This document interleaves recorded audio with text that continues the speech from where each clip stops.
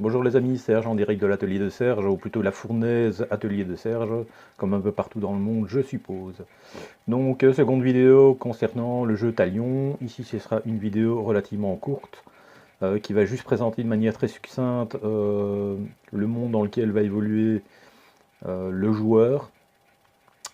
Donc pour rappel, Talion, l'âge des hommes est un jeu d'escarmouche en pleine création. Il y a une base déjà de figurines de la marque Sigil Forge. Je vous mettrai un lien en dessous de cette vidéo. Et je vais vous mettre également un lien vers le groupe Talion où tout pour l'instant est centralisé là-bas. Alors, Talion, l'âge des hommes, est, comme je viens de vous le dire, un jeu d'escarmouche. Qui dit jeu d'escarmouche, naturellement, ben, dit représentation de peuple ou de factions. Ici, ben, je vais vous parler, je vais prendre mon petit papier, et je vais donc vous parler de ce que vous allez pouvoir trouver à l'heure actuelle, hein, je précise bien, à l'heure actuelle dans la gamme. Donc, le background et le contexte général dans lequel va évoluer vos figurines. C'est un contexte qui existe déjà, puisque nous nous basons sur la gamme de figurines de Sigil Forge, je vous reprécise. Et donc, qu'est-ce qu'on va trouver? Pour l'instant, les factions principales que vous allez trouver donc, sont les Amazones, les Grecs, les Égyptiens, des Iboriens, des Romains, des Japonais, des Saxons et des Vikings. Alors, cette vidéo, pour vous, disons, achever l'intégralité de la présentation des factions disponibles, cette vidéo va être donc publiée ici sur ma petite chaîne et en même temps va être publiée sur le groupe Facebook Talion. Pour les utilisateurs de Facebook, si vous êtes intéressé par le jeu Talion et que vous rêvez de voir une faction antique, on va dire jusqu'au début du Moyen-Âge, je sais que c'est une période relativement longue, je vous expliquerai plus tard. Indiquez dans vos commentaires la faction que vous avez envie de voir. Moi, à titre d'information, j'ai envie de voir des Celtes, parce que je rêverais d'avoir une très petite unité avec par exemple un Carnix, avec par exemple un cavalier celte. Je ne sais pas si vous savez, mais les Celtes, ils ont une particularité, c'est que ils ont des casques avec une espèce d'oiseau, enfin pas une espèce, un oiseau. Et au combat, en fait, quand ces cavaliers ou ces piétons chargeaient, les ailes battaient réellement. Donc imaginez-vous qu'est-ce que ça pouvait donner comme impression à leur adversaire. Donc moi j'aimerais bien avoir ça sur une table de jeu. Ça existe, hein, les figurines 25 mm de la gamme Fonderie, vous en avez. Ici, pour ceux qui ne savent pas et qui vont commencer à découvrir la gamme et l'univers, donc les figurines de la marque Sigil Forge sont forgées oulala, ils sont donc fabriqués en 35 mm. Voilà. Pour ceux qui s'intéressent, sur le site Talion, j'ai mis des références de taille entre une figurine Game Workshop qui est un garde impérial et un Primaris, toujours de la marque Game Workshop. Donc comme ça, vous pouvez véritablement vous rendre compte de la taille et de la morphologie de la figurine. Parce que la taille est importante, mais la morphologie également. Donc on se retrouve face à des figurines relativement fines et pas des figurines très massives comme la gamme Game Workshop. Donc si la taille vous inquiète un peu, ne soyez pas trop inquiet. Voilà. Donc allez voir sur le site Talion sur Facebook, vous allez voir, sur le groupe pardon, Talion sur Facebook, vous allez donc trouver ce comparatif de taille. Ensuite, donc vous avez vu qu'il y a ce qui va vous sembler être une forme d'anachronisme par rapport finalement au type de faction que je vous ai parlé, notamment ce qui doit certainement vous interloquer, c'est les Vikings, les Saxons et les Japonais. Alors il faut bien comprendre que effectivement on joue dans une base qui est l'Antiquité, mais c'est une Antiquité où les dieux ne sont plus présents, et donc l'évolution humaine ne s'est pas fait de la même manière. Certains peuples sont restés d'une manière, je ne vais pas dire primitive, mais ont très peu évolué, et d'autres par contre ont évolué. il n'y aura pas de choc d'évolution. Donc c'est-à-dire que vous n'aurez pas une hyper technologie dans un certain nombre de factions. Donc ça restera toujours dans cet esprit un petit peu antique où les gens se battront avec des épées, avec des arcs, avec des lances, donc avec, disons, ce que je pourrais appeler des armes primitives. Il va y avoir, je rassure pour ceux qui aiment bien le côté fantastique, il va effectivement y avoir des armes à pouvoir spécial, et il va y avoir également une forme de magie.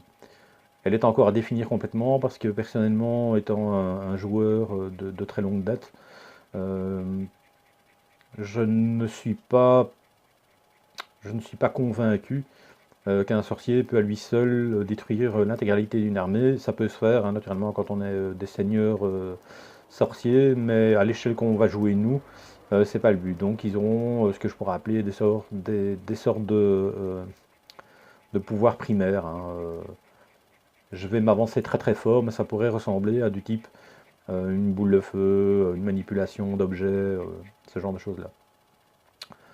Donc ça c'est pour justifier l'anachronisme. Donc nous sommes dans un monde qui enfin, où ils sont coupés des dieux et où ils ont évolué différemment. Donc alors, en ce qui concerne les mondes que vous allez pouvoir trouver, effectivement vous allez pouvoir jouer dans un monde typiquement japonais, dans un monde typiquement grec, ou dans un monde typiquement, disons, nordique.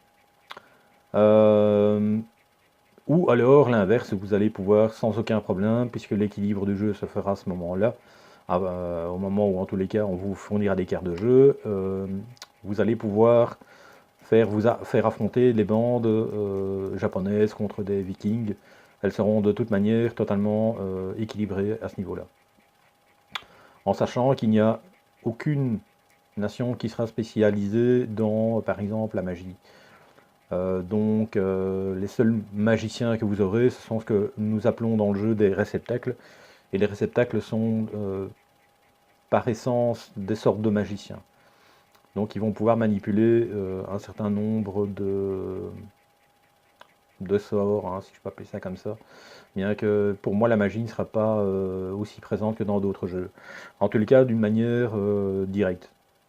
Voilà, je ne vais pas trop m'avancer parce qu'ici je parle de fluff, je parle de monde, je ne parle pas de système de jeu. Désolé, il y a mon chien qui joue et qui essaie d'attraper des mouches et je ne tiens pas à recommencer 25 fois la vidéo parce que mon chien fait un peu de bruit. Donc voilà, donc ne vous étonnez pas donc de l'espèce d'anachronisme. Tout va se réguler, s'expliquer et s'adapter par rapport au fluff et par rapport aux caractéristiques qui vont être naturellement fortement étudiées par nous dans un premier temps et ensuite offert à la communauté qui par rapport à les retours on va faire évoluer les caractéristiques des figurines. Donc j'espère être très clair parce que voilà, donc tout le jeu est en cours de développement. En plus de ça, nous essayons absolument de faire plaisir à la communauté. Donc c'est un jeu type communautaire.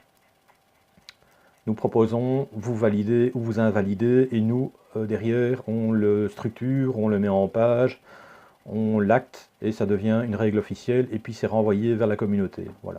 C'est comme ça qu'on a l'intention de fonctionner. Voilà, je vais m'arrêter ici. Donc en termes de fluff, hein, donc je vous dis, vous allez, on navigue dans un monde antique, peut-être un petit peu plus loin. Je parlais de l'Antiquité, du Moyen Âge. C'est pas exactement ça. Je dirais que ce monde-là, à l'heure actuelle, il va jusqu'à dans les, je dirais 600, 700 après Jésus-Christ, hein. Pas dans le look complet des figurines, mais dans la possibilité d'avoir des comment je dirais ça, donc des factions qui ne sont pas purement antiques. Voilà. Il n'y a pas de côté farfelu non plus, donc quand je parle de japonais, vous n'allez pas avoir pour l'instant, disons, des samouraïs tels qu'on peut s'y imaginer. Oui, ils sont d'inspiration, hein, mais ils sont, voilà. Même chose pour les vikings, ils ont un look proche du viking, mais pas, on n'y ressemble pas du tout aux vikings de la série Viking, si vous connaissez. Voilà. Je vais couper ici cette vidéo parce que je tenais à faire une vidéo relativement courte. Si le projet vous intéresse, venez nous rejoindre sur le groupe Talion sur Facebook. Si vous n'avez pas Facebook, vous ne l'aimez pas, continuez à suivre mes vidéos ici. Elles seront très régulières. Elles seront toujours de manière amateur, comme je fais à l'heure actuelle. Ça plaît à un certain nombre, ça déplaît à un certain nombre aussi. Voilà.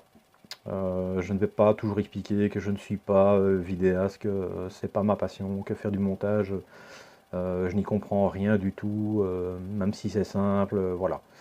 Je vais pas m'excuser à chacune des vidéos naturellement. Et bah, écoutez, je vous souhaite une très bonne journée. Je vous remercie beaucoup de suivre à la fois ma petite chaîne YouTube, de suivre mes petites vidéos, et aussi j'espère que le jeu Talion, l'âge des hommes, va suffisamment vous intriguer, et que les figurines Sigil Forge vont vous fasciner à tel point que vous avez envie de les jouer dans le jeu, et que vous avez surtout envie de les acheter et de les peindre.